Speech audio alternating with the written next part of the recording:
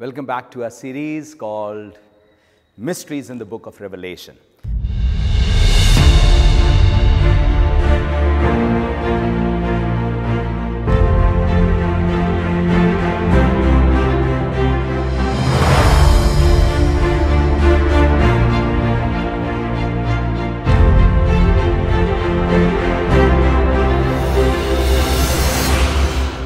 आज की जिस कलीसिया को हम ले रहे हैं उस कलीसिया का नाम है थुआतीरा की कलीसिया।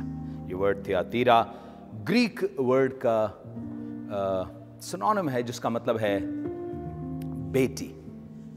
यहां पे लगभग 3000 साल पहले जब लिखा जा रहा था यूहन्ना का ये खत, तो हित्तियों के राजा का राज्य था और उसके बाद अलेक्जेंडर द ग्रेट ने राज्य किया इस जगह पर। इसकी कुछ और पॉलिटिकल खासियत मैं आपको बताना चाहता हूं।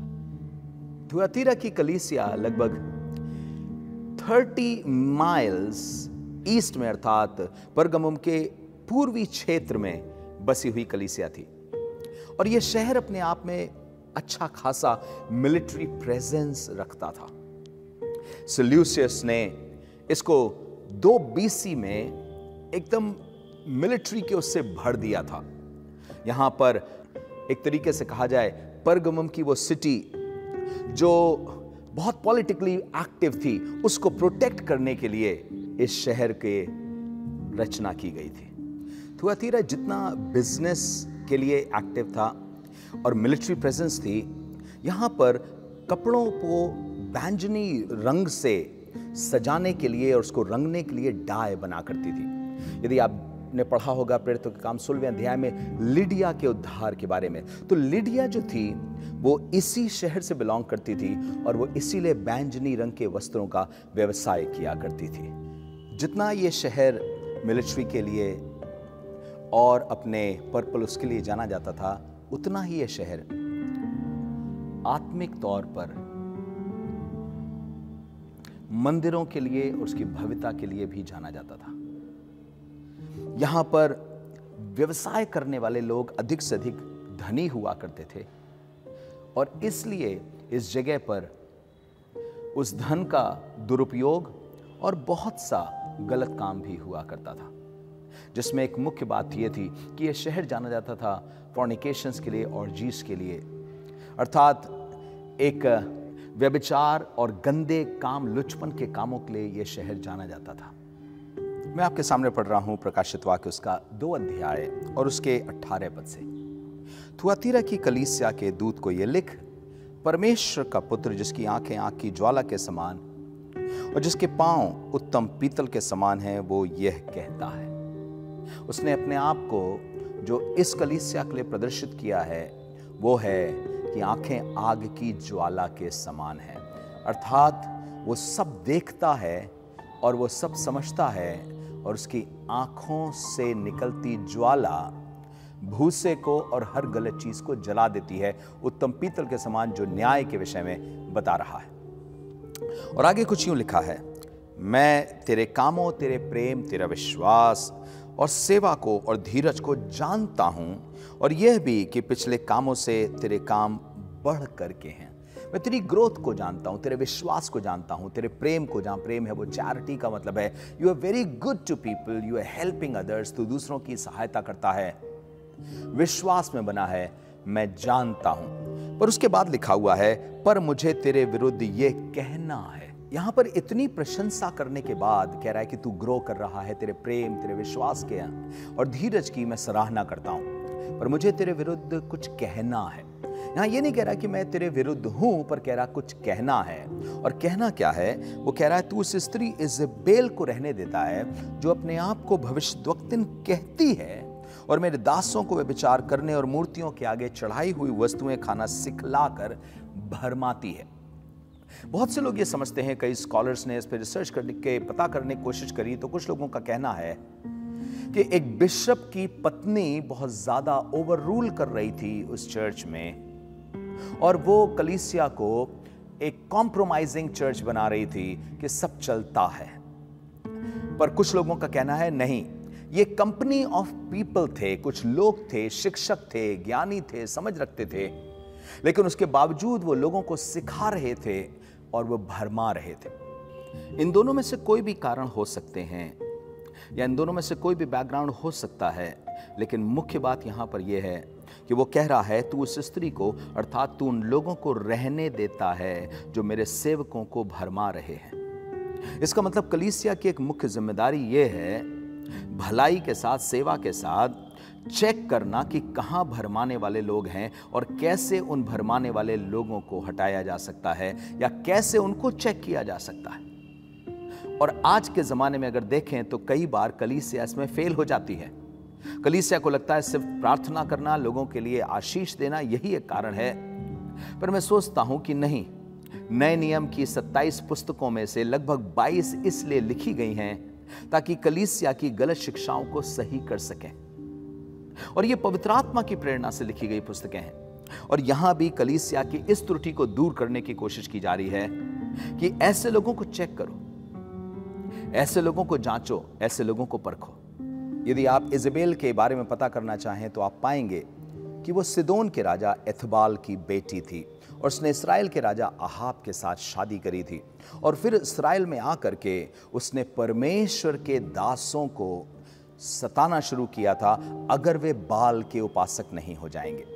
अगर वे बाल के उपासक हो जाएंगे तो ठीक है, जिसका सीधा सा तात्पर्य था कि तुम यहूदी रह सकते हो पर तुम बाल की आराधना करो। एक कॉम्प्रोमाइजिंग लाइफ सिखा रही थी। और यहां भी ये कंपनी ऑफ प्रॉफिट्स या टीचर्स या शिक्षक या वो स्त्री जो कोई भी है, वो ये सिखा रहे हैं कि एक समझौते वाली जिंदगी को जीना, कि खुदा भी चलता रहे और मूर्ति पूजा भी, अधर्म भी, पाप भी चलता रहे। और परमेश्वर ने इस कलीसिया को कहा कि तू उस स्त्री को रहने देता है और धीरे धीरे धीरे धीरे परमेश्वर के लोगों को करप्ट करता चला जा रहा है। और फिर उसके बाद लिखा है कि मैंने उसको मन फिराने का अवसर दिया। ऐसे जन को भी परमेश्वर मन फिराने का अवसर देता है। अवसर मन फिराने का। कुछ लोग कहते हैं कि एक बार आपने पश्चाताप कर लिया फिर उसके बाद आपको पश्चाताप की आवश्यकता नहीं है। यहां आप देखिए, ये वो लोग हैं जो मसीह यीशु की कलीसिया में स्थान पाए हुए हैं, पर प्रभु का वचन यहां इनके पास आया, तुम्हें भी मन फिराओ की आवश्यकता है क्योंकि तुम भटक चुके हो, सत्य के मार्ग से भटक चुके हो और वैसा ही लोगों को सिखा रहे हो। उसने कहा मैंने उसे मन फिराओ को अवसर दिया, पर उसने व्यभिचार से मन फिराना नहीं चाहती। वो देख, मैं उसे रोगशैया पर डालता हूं और जो उसके साथ व्यभिचार करते हैं वे भी उसके से कामों से मन न फिराएंगे, तो मैं उन्हें बड़े क्लेश में डालूंगा। आप डिसिप्लिनरी एक्शन देख रहे हैं चर्च में। आप देख रहे हैं कि परमेश्वर कैसे कह रहा है कि अगर सब कुछ ठीक नहीं किया तुमने, तो मैं डिसिप्लिन लूंगा कलीसिया के साथ। और डिसिप्लिन क्या होगा? जैसा 1 कुरिन्थियों 11वें अध्याय में लिखा है, जिन्होंने गलत तरह से प्रभु भोज लिया था उनके लिए क्या लिखा है कि इसी कारण तुम में बहुतेरे रोगी हैं, बहुतेरे निर्बल हैं और कुछ सो भी गए।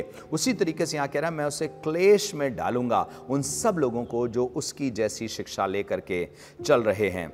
फिर उसके बाद 25वें पद में, तो 23वें पद में कुछ और खास बात है, मैं उसके बच्चों को मार डालूंगा, अर्थात जो उस पर जैसा विश्वास करते हैं, उसके चेले बन चुके हैं। तब सब कलीसिया जान लेगी कि हृदय और मन का परखने वाला मैं ही हूं। जैसा मैंने बताया था, आंखें आंख की ज्वाला, वो डिसर्न कर लेता है कि कहां गलत है कहां सही है और उसको नाश करता है, खत्म करता है। इसलिए आंख की ज्वाला के समान दर्शाया गया उसकी आंखों को। और यहां पर फिर से कह रहा है, और मैं तुम में से हर एक को उसके कामों के अनुसार बदला दूंगा। पर तुम थुआतीरा के बाकी लोगों से जितने शिक्षा को नहीं मानते और उन बातों को जिन्हें शैतान की गहरी बातें कहते नहीं जानते, यह कहता हूं कि मैं तुम पर और बोझ ना डालूंगा। यह बहुत उम्दा और अच्छी सोचने वाली बात है। कुछ लोग फिर भी ऐसे थे जो उन बातों पे नहीं चल रहे थे, और ये लोग जो सिखाने वाले थे क्या कह करके सिखा रहे थे? गहरी बातें। पर मजे की बात है, परमेश्वर किसकी गहरी बातें बोल रहा है? उसको कह रहा है मैं उन पर और बोझ न डालूंगा जिन शैतान की गहरी बातें कहते नहीं जानते। कई बार हमें लगता है हमें बहुत ज्यादा शैतान के बारे में पता करना है, उसके तौर तरीकों के बारे में पता करना है। मैं सोचता हूं जितना पवित्र आत्मा के द्वारा वचन में लिखा गया उतना काफी। हमें जितना परमेश्वर को जान सकते हैं हमारे लिए उतना फायदा होगा। और हमें बहुत ज्यादा शैतान को, उसकी गहरी चालों को, उसके तौर तरीकों को नहीं जानना है। बहुत से लोगों को आप देखते होंगे कि वो शैतान क्या कह रहा है, वर्शिप सर्विस में माइक लगा करके, वीडियो बना करके कि शैतान ने ऐसा कहा, ये वाली स्पिरिट ऐसा कह रही है, ये वाली स्पिरिट ऐसा कह रही है, और फिर पास्टर ने स्पिरिट को निकाल दिया। उन्हें यह ध्यान नहीं आता है कि वो पूरा पूरा माइक्रोफोन उस आत्मा के सामने कर रहे हैं जो आत्मा अपना भरम दूसरों में फैलाना मांग रही है। हमें क्यों सुनना शैतान की गहरी बातें?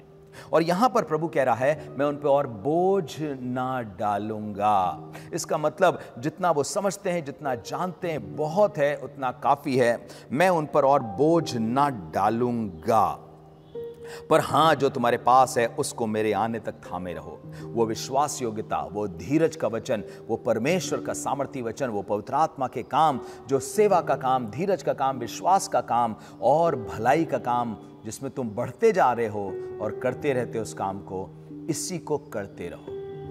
मैं और बोझ तुम पर नहीं डालूंगा। फिर आगे लिखा हुआ है, जो जय पाए वो मेरे कामों के अनुसार अंत तक करता रहे, उसे जाति जाति के लोगों पर अधिकार दूंगा। मैं एक बात पूछना मांगता हूं, यहां पर जब वो कह रहा है जय पाए, तो किस चीज पर जय पाए? झूठी शिक्षा पर। और किस चीज पर जय पाए? व्यभिचार की इच्छाओं पर, मिलावट की शिक्षाओं पर, समझौते वाली जिंदगी पर जो जय पाए, जो खरा निकले, उसके साथ वो कह रहा है, जो जय पाए उसे जाति जाति के लोगों पर अधिकार दूंगा। और एक बात और कह रहा है, और वह लोहे का राजदंड लिए हुए उन पर राज करेगा, जिस प्रकार कुम्हार के मिट्टी के बर्तन चकनाचूर हो जाते हैं, मैंने भी ऐसा ही अधिकार अपने पिता से पाया है। वो ये कहना मांग रहा है कि हर वो चीज जो कमजोर है, हर वो चीज जो उस न्याय सिंहासन के सामने खड़े होने के लायक नहीं है, वो चीज का मिट जाना और खत्म हो जाना अनिवार्य है।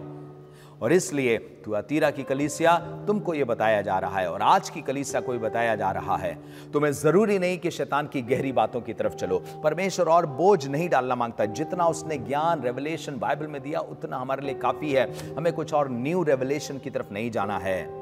और दूसरी बात, हमें कलीसिया में हमेशा सतर्क रहना है उन लोगों से जो कलीसिया में झूठी शिक्षा को, गलत तौर तरीकों को, जो परमेश्वर के वचन के मुताबिक नहीं है, वो लेकर के आ रहे हैं। उनसे सतर्क रहना है। सिर्फ सतर्क ही नहीं रहना है, पर हमें बताना भी है कहां गलत है और उसको सही और सुधारने के लिए भी काम करना है। और यीशु मसीह के लिए यहां पर अंत में कहा जा रहा है, मैंने अपने पिता से ऐसा अधिकार पाया है। क्या? जैसे कुम्हार मिट्टी के बर्तन कुम्हार के चकनाचूर हो जाते हैं, मैंने भी पिता से ऐसा ही अधिकार पाया है कि हर वो चीज जो परमेश्वर की ओर से नहीं है, हर वो चीज जो लोहे की नहीं है या मजबूत नहीं है, दूसरे शब्दों में हर वो चीज जो सोने चांदी की नहीं है, वो नाश हो जाएगी। बड़े घर में ना केवल सोने चांदी के, बर काठ और मिट्टी के भी बर्तन होते हैं, और कोई कोई आदर का, कोई कोई अनादर का। ये काठ और मिट्टी के बर्तन अनादर की बात इसलिए कह रहा है, देखो इस कलीसिया में भी कुछ अच्छे लोग भी हैं जिन्होंने उस गंदी शिक्षा की तरफ अपने हाथ को, अपने दिल दिमाग को नहीं लगाया, और कुछ ऐसे लोग भी हैं जो मिट्टी के बर्तन के समान हैं, और ये मिट्टी के बर्तन चकनाचूर हो जाएंगे। खुदावंद यीशु मसीह न्यायी प्रभु है।